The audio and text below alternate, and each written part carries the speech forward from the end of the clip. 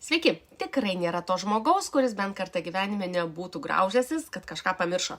Tai visiškai natūralu. Manau, labiausiai norėtų visą reikalingą informaciją įsiminti mūsų mokiniai ar studentai.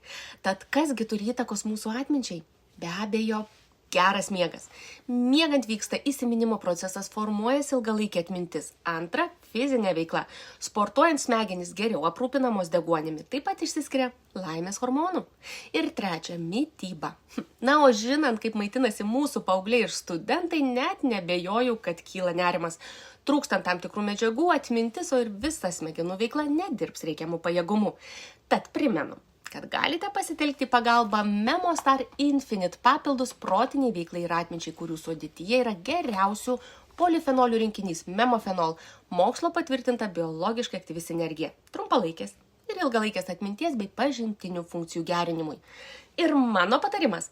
Tam, kad tikrai įsimintumėte visą informaciją, pavyzdžiui, darbų ar pirkinių sąrašą, reikėtų pabandyti visą sąrašo veiklas susėti tarpusavę, sukuriant kokią nors smagią istoriją. Kuo juokingiau ir nelogiškiau, tuo geriau. Taigi, eidami į parduotuvę, venkite pirkinių sąrašų, tiesiog įsivaizduokite kokį juokingą veikėją, kuris bando tas prekes išlaikyti, tik jos krenta.